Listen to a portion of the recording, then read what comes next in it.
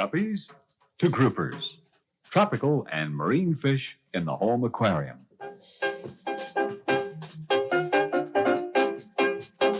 Your host, Paul Speece. Well, the name of the game today is salt. Now, I know that all you hobbyists who are keeping saltwater fish only, or you people that are interested in starting up the saltwater aquarium, would love to see nothing but shows on saltwater. But the trade magazines, the people who are interested in this kind of information have taken a number of polls, and right now there's probably 5% of the hobbyists keeping saltwater fish. So what we're trying to reflect is aiming it at the entire hobbyist group, if you will. So that's why we're seeing saltwater show now and then. And probably some of the reasons that have kept the hobby from growing faster, because it is starting to accelerate now, the cost of the fish. You know, the fish are expensive, more expensive than the freshwater fish. In fact, I can remember years ago, remember I told you one time about the aquarium I had, the saltwater aquarium, that the truck backed over? Well, if I was shocked when that happened, you should have seen the insurance man when he showed up. Now, what I had in those days were some of the stuff that you see in this aquarium right here, like these little demoiselles, these black and white guys. And when he come in and said, how much does that fish cost, you know, and it was, an inch long, and I said, oh, $15. There was a shocked guy. But the hobby is changing, the techniques are different, the price of the fish is going down, better equipment, so there are more people getting interested in the hobby as time goes by. And if we can consider getting into this in terms of, any other game that you get into, get ready, get set, go, that kind of thing. Right now we're probably someplace between get ready and get set, because it's well worth the effort to keep these beautiful fish. We look at these fish and you see all these beautiful colors, these blues and the greens and the oranges that are in these fish, and we tend to say, those colors are only in the saltwater world. Well, that's not really the case. We did some shows here, maybe a month ago on freshwater fish, on live bearers. And we saw some beautiful fish at that time in terms of the live bearers. We saw some beautiful swords and all the various, live bearing fish, varietas and that. And they were just great colored. In fact, we got some specimens here that left from the show, fish that you saw before. And you can see some brilliant colors in these fish. And these are really show specimens. Now, you've all kept live bearers, so there's some fish that you can use as a gauge as to what your live bearers look like. And, of course, in order to get specimens like we're looking at here, we've got to get the cooperation of the industry. I didn't raise those in my basement. But we've had excellent cooperation from most of the industry. Believe me, look, we're doing the Guppies, the Groupers show. What can you do to help us? Hey, please have some fish, that kind of thing. So we owe them a debt of gratitude. We really do. But the point I was just making, I guess, is that, although these are beautiful fish, not all the beauty is in the saltwater world. Now, we talked earlier in some of the saltwater shows about equipment and all the different types that are, not all of them, but some of the equipment that's available. We'll be talking more about it. Talked about the aquariums, talked about tops. And let me tell you what old Dummy did here recently. Remember I told you when you got a top on, should have a top on your aquarium, keeps the cat and the kids out, it keeps the fish in. Well, when we reset this aquarium, I left the top off the aquarium. And as a result, this wrasse that we're looking at here jumped out. Now, he was the only fish left in the aquarium. He was buried in the gravel someplace. I couldn't find him. But I forgot that he was in there, and he ended up on the floor. So get the cover on the aquarium, cover the entire aquarium. Some fish are really adept at getting out of that aquarium. Now, if all we've said so far makes keeping saltwater fish sound very complicated, very sophisticated, scientific approach, a lot of preparation, a lot of get ready, a lot of get set, too long to wait for that go. If everything I've said has made it sound difficult, beautiful, wonderful, I'm glad I did, because the approach has to be that way. Now let me try to convince you that these animals we're talking about are really hardy. All you've got to do is your homework. All you've got to do is make sure the water is right, their diet is right. If you do that, you don't have any problem. Let me show you about hardy fish. Let me get a piece of coral I got down here. Because I want to tell you about a wrasse that got into this piece of coral. When I changed the tank over, I had this piece of coral in that aquarium. And I was busy catching all of these fish. And you can see all of the passages inside that coral. All little labyrinths. It's really like tunnels. And a wrasse got in there. Now, I held it up and looked in it, of course, to see if anything was in there.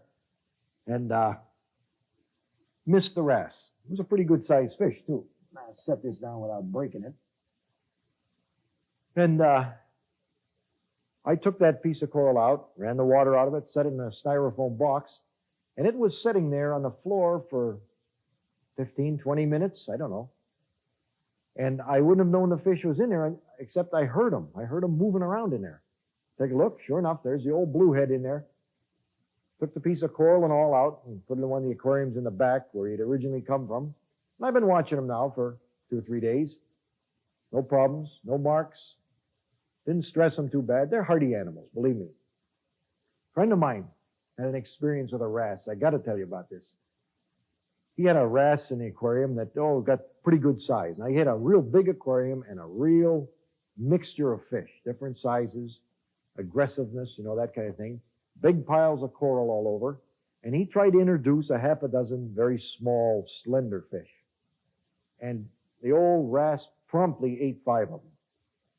Now, at that point, you'd say, hey, what do I want to do? Not put any more new fish in or get the wrasse out? Well, he decided to get the wrasse out.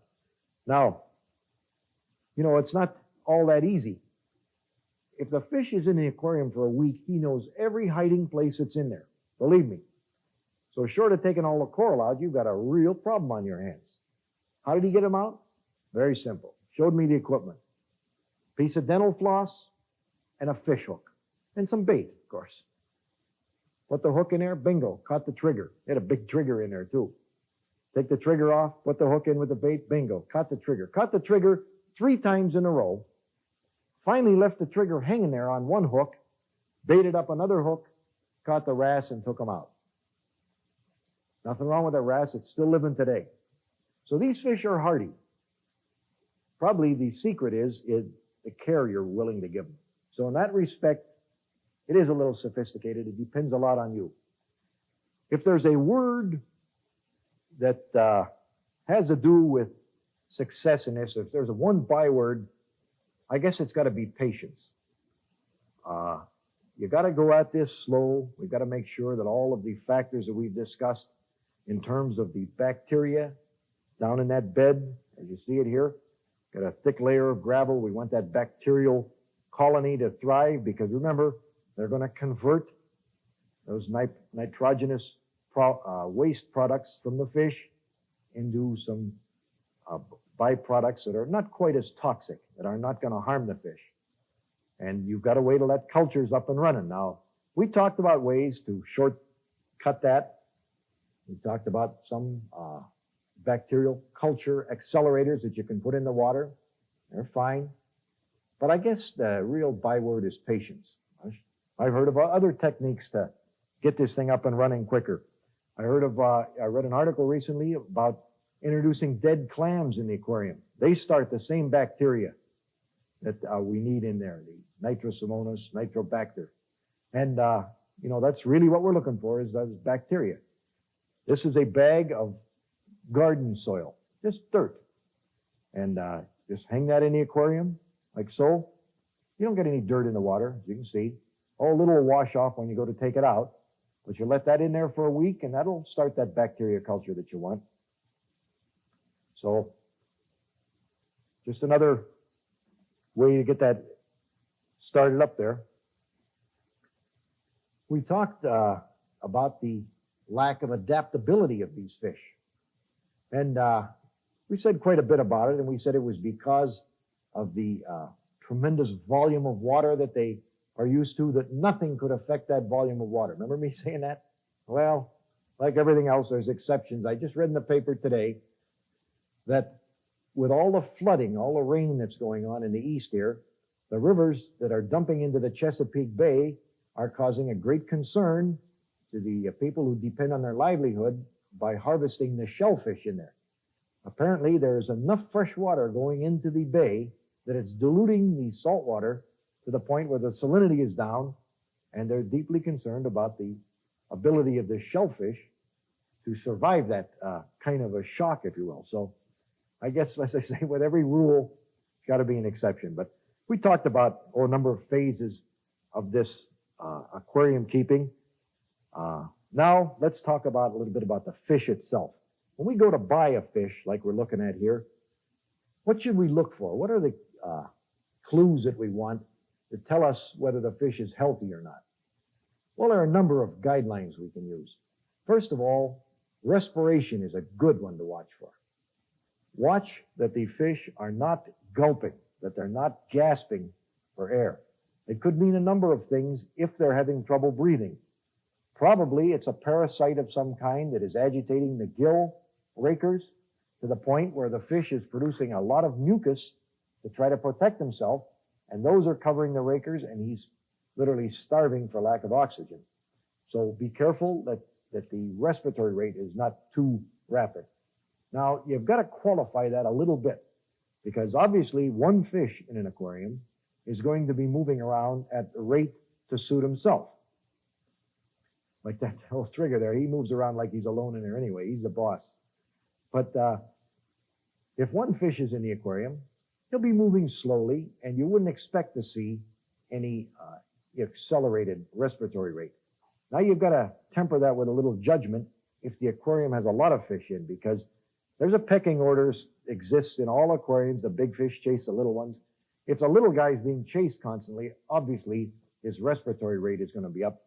But I guess that's part of the experience of the game. But watch for that. That's one good sign. Fin development. That's another good sign. But you can't fall back on your freshwater experience in terms of the fins. We generally think that a healthy freshwater fish has good erect fins, and that kind of doesn't necessarily apply in the saltwater game. After you've seen a number of these fish, you'll see what I'm talking about. Wrasses, for instance, are a classic example of that. Even when the wrasse is laying on the bottom resting, his fins are collapsed just about the way you see him here. And this guy was resting on the floor, as I said, but didn't help him an awful lot. The tail is not fanned out. It's collapsed quite a bit like you see there. So you can't use your freshwater experience in judging this, but watch for the fins to be, not clamped to the body, that kind of thing. Watch the color in the fish.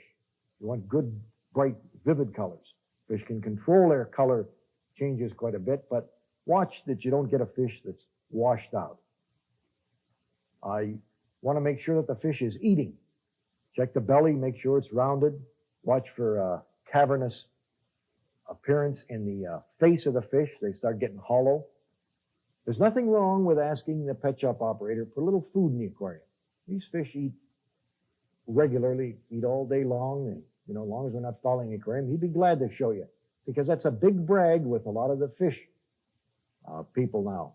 Our fish have been, run in slowly. They're all eating. He'd be glad to show you that. And that at least is an indication that they're eating. So, and of course, disease. You got to always have that awareness of disease in mind, any external parasites. And I'm not only talking about disease on the fish. I'm talking about disease in the aquarium. You don't want any disease at all. So keep that in mind when you go to select your first fish. Now, with regard to the fish, just a fish, any fish, it's quite a comparison between the saltwater critter and the freshwater, if you will. And there's a comparison that can be made. They're all fish, and most of the things we have said about, the fins, the swim bladder, that kind of thing, are pretty much the same. They don't change. But there is one consideration, and that's with regard to the fish's reaction in terms of his metabolism with respect to the type of water he's in. The saltwater fish is living in a medium which is far denser than the body fluids. Freshwater fish, it's the other way. Now, there's osmosis, which is a process of the passing of a liquid through a membrane, and the membrane here in this case is the fish's skin. So the tendency is for the water to pass out of the saltwater fish through its skin into that denser medium. It's being forced out by that salt pressure, if you will, so that there's a great tendency for that saltwater fish to suffer from dehydration, lack of water. So he drinks a lot. Now, the part of this little story that we're interested in is what is the fish excreting into the water. The saltwater fish has very little urine, but it is highly concentrated. He can't afford to pass a lot of water because it would dehydrate him further. But what he does pass is very concentrated. And of course, that waste material is ammonia, urea, other organic compounds, and they go to contribute to the problem that we were discussing 5 minutes ago when we talked about the necessity of the bacterial culture in the gravel to combat that excess of toxic compounds that go into the aquarium. So, with the exception of this respect, the fish are pretty much the fish. If you wanted to draw an analogy between the saltwater fish and your experience with other fish, if you consider the saltwater fish in terms of a cichlid, you won't be far off. Now, I'm just talking temperament, how to consider community tank-wise that, because we have that problem of compatibility. You know what the rules are with the cichlids, one of a kind. With the bigger fish, that's true with the saltwater fish. You have that same problem of territorial instinct, a highly developed territorial instinct in many of the saltwater fish, just like you do in the cichlids, and you know that game, you know what I'm referring to there. You can't crowd the cichlids, and obviously you cannot crowd the saltwater fish, which, remember back when we were talking about equipment, we said, hey, get that biggest aquarium you can, because that's part of the name of the game. The fewer the fish, the better they're going to do. So you got a question of compatibility of the fish, and that is not always easy to say, because obviously the question in your mind right now is, well, if I've got my 30-gallon aquarium or my 50-gallon aquarium, how many fish can I put in there that big? That's something you can't say this many, because I don't know what kind of fish you're talking about, because there are very aggressive fish. There are, middle of the road fish. There are fish that want to be loners. There are fish that, school. We saw a lot of those in the beginning of the show. So you got to know what kind of fish. Talk to your pet shop operator. Watch the fish in action in the various aquariums. You'll get up to speed on that.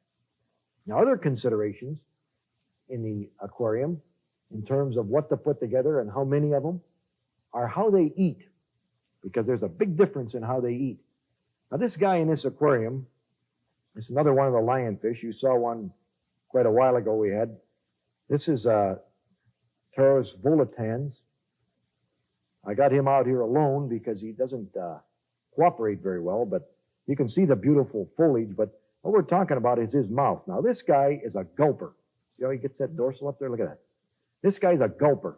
And when he put his food in there, it's gone in a rush. Whether it's a piece of meat or goldfish, bingo. It's over and done with. Now, you compare that style of eating with some of the fish in here. He's a gulper. The old trigger fish here, where is he? There he is, right up front there. The trigger, see, he's over here already, is a chewer, if you will. Got formidable teeth. You put something in there, he's just going to bite, take successive bites off of it, just chew it apart, including your finger if you're not careful. This guy's got some tremendous teeth. Old Malichthys ringens, a beautiful specimen. Very hearty. See that? He goes right after that. See that? Now, that guy's a chewer. Now, the other two fish in here are, there's one, there he goes again, you son of a gun. As long as that's not my finger, I don't care. There's an angelfish in here and a tang. Now, these guys are nibblers. See if we can find the angelfish. Where is he? Oh, here he is, over here hiding. There he is. That's Chaetodontopoulos melanosoma. Now, that's a beautiful fish. Now, that guy, as I say, is a nibbler. He takes things, a little piece of dry food at a time, picks at algae all over the place, but a different kind of moth. You can see how small it is there. And right behind him, the old Achilles tang, the Acanthurus Achilles. And again, just a brilliant specimen, but a nibbler. And a lot of algae in the diet for these guys. So you've got all kinds of different feeding techniques, and we've got to keep them in mind when we get into the aquarium. Because we got to be careful what we put together. Obviously, if we put the old lionfish in with some of these small ones we're looking at, I'd be fine with the lionfish, but it won't do too good for those small, beautiful demoiselles. Now, there's some other considerations that we have to take into account here in the aquarium in the keeping of these fish. And that's the protective developments that they have. Individual ones have different ways to take care of themselves. Again, if we look at the old lionfish, I get him to turn up here. He's got so doggone much foliage that it's hard to see. But see how he turns that dorsal toward this? And those dorsal spines right there are hollow, poisonous, and that's his defense mechanism. Many times we find him in the aquarium. He's upside down under a coral so that all of these spines are exposed and that soft, vulnerable belly is covered up. See that? Not going to take any chances. Doesn't know what this is, but nothing going to get at that soft belly. So his defense mechanism are those dorsal spines that you see there. But a beautiful specimen, well worth keeping. Now we look again in here and we find some other defense mechanism. Come on over here and bite this thing. Attaboy. There's the teeth I was talking about. See that? That son of a gun. Love to get my finger. Bite the hands that feed you. But besides those teeth, this guy has up in his back. Now if I can get him up front here, up along his back, and he's got it recessed now in front of the dorsal fin, starting right behind the eye, there's a long spine. And on this fish, it's about an inch long, right up here on his back. And same thing, there's a smaller one on the belly of the fish. Now, nighttime rolls around and he finds his cave, and he goes in there to make sure that nothing drags him out during the night. He expands those two spines that I'm talking about and locks himself right in the coral. But he can give me an awful puncture with them things, too. Now, you can just see the barest hint of a ridge along his back. See that little nub? That's the back end of that spine. And he stands that up instant's notice, and he uses that as a defense mechanism, along with his teeth, as I said, and as you saw. Now, we look at the old angelfish in here. He's got a cute defense mechanism. There. On the gill cover. Now, on the gill cover on this is a light gray. It's fading out of the back color there. And if you can see him, there's a spine at the bottom of the opercle there. Gill cover. And that's very sharp. And he uses that as a defense mechanism. And, of course, his dorsal is spiny, too. But he uses that. And the old tang that's in here, right here, this brilliant guy, has got a couple of spines, one on each side of his body in those bright red spots just ahead of his tail. Can't see with all the fuzz on the water here. There we go. Now, right in that red spot, that teardrop-shaped spot, he's got a couple of spines, and he uses those. And they give you your finger a nasty punch if you handle him wrong. When we get fish in and we float them, as I showed you in the box, and gradually get them acclimated to new water, I like to transfer the fish with my hands. Well, there are exceptions. I don't pick up that old pincushion over there very often, I'll tell you. And these spiny guys, you got to be a little careful with them. And as you can see here, with the way these things are flowing, lots and lots of water movement. That's what's critical. Whatever filter you want to use in the aquarium, you pick it, experiment with them, find out the best one. But that's the name of the game, water turnover, because that's what keeps that culture alive down in the bottom there. Now, besides the type of defense mechanisms that we see here, there are obviously other ones. A lot of fish hide. A lot of fish, the jawfish, and we'll see some of these later on, they back down into a hole they dig in the ground. Many of these beautiful little specimens that we saw at the beginning here are great hiders. They run, bingo. As soon as something happens, duck in the coral. I'll take a little food along here. Maybe we can feed these guys and you'll get a chance to see them real well. But you look at the fish that are in this aquarium, and you see many different varieties, different colors, and just beautiful specimens. Now, there's one of the Dacilus right there. That little black and white striped guy, that's Dacilus aeruanus. And there's another one of the Dacilus. That fish has got a popular name. They call it the three-spot Dacilus. I like domino. That sure looks like a domino. And again, there's a couple of them. You can see them. That's the Trimaculatus. Of course, refers to the three spots, as you can see, tri. Beautiful fish. But you notice, if I go over toward that piece of coral, now you just watch this. I put my hand up on top. You see how everybody ducks out of sight? That's their defense mechanism. Get out of the way. Get in the coral where the big fish can't get them. And there are some other fish in here of interest. There's a lot of stuff in this aquarium. A lot of invertebrates, anemones in here. Oh, yeah. We might just talk about the anemones because there's a couple of fish in here that use the anemone as their defense mechanism. Now, there's some anemones you're looking at right there. There's one hanging on the side of the glass. You see that? That's the foot of the anemone. It's attached right to the glass there. Now, right inside that anemone there is one of the clownfish. That's Amphiprion frenatus, that one. But when anything gets after him and he gets a little bit worried, he goes right into those stinging tentacles. And he's safe from the big fish because the average fish gets into those tentacles, it's goodbye. Someday we'll demonstrate that technique of the anemones, how they grab a fish. But each of those waving fingers has a million stinging cells in it. They grab that fish, wrap it up, and it's goodbye. But a little different technique in here. Run and hide, if you will. So if the predator comes around, they don't stand and fight. Get out of the game. Now, when we get ready for a show like this, I've got my bag. I'm into the cichlids, and some of the other fish. I've kept salt, but you got to get ready. You got to do a little homework. We're going to be doing some shows in the future, on a lot of fish, killifish. I've worked with the AKA to get ready for them.